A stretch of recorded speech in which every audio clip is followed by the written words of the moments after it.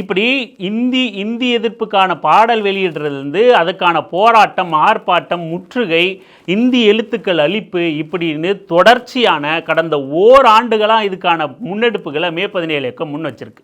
இப்போ சமீபத்தில் ஏதோ 10 நாள் 15 நாளில் தமிழ்நாட்டில் நடந்த அசம்பாவிதங்களுக்கோ சாதிய படுகொலைகளுக்கோ இல்லை பாலியல் வன்முறைகளையோ திசை திருப்புறதுக்காக ஏன் ஒரு ஆண்டுக்கு முன்னாடி இருந்து மே 17 இயக்கம் வேலை செய்யணும்?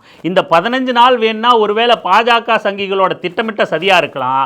இந்தி எதிர்ப்பு அப்படிங்கிறது திடீர்னு திமுக அரசை காப்பாற்றுறதுக்கான ஒரு வேலை திட்டம் கிடையாது. இது தமிழர்களோட உணர்வு பூர்வமான வரலாற்றின் தொடர்ச்சி.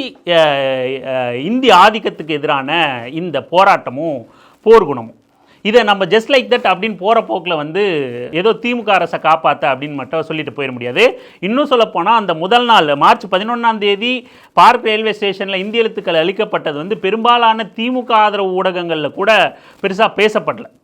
அதன் பிறகு தான் தவிர்க்க முடியாத காரணங்களால் தான் திமுக ஆதரவு, திமுக தலைவர்கள் யாருமே பெருசாக பேச பொருளாகலை. அதன் பிறகும் மே 17 இயக்கம் உறுதியாக இருந்து தோழர் ரயில் முன் பாஞ்சதுக்கு பிறகும் உறுதியாக இருந்து இந்த போராட்டங்களை வெறும் சென்னையில் மட்டும் இல்லாமல் தமிழ்நாடு தழுவி கொண்டு போகும்போது இது தமிழ்நாட்டு அளவில் மிகப்பெரிய பேசுபொருளாகவும் இந்திய அளவில் கவனிக்கப்படக்கூடிய செய்தியாகவும் தமிழ்நாட்டில் பற்ற வச்ச தீ மீண்டும் வடநாடுகளுக்கு பரவுற விஷயமாகவும் மாறுது. அனைத்து தலைவர்களும் பாதிக்கப்பட்ட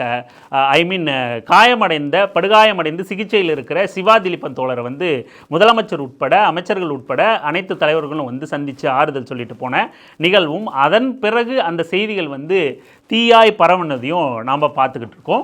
இதுதான் மே 17 இயக்கம் எப்படி இந்த மொழி போராட்டத்தை முன்னெடுத்துச்சு கடந்த ஓராண்டுகளா அப்படின்னு சொல்லிட்டு.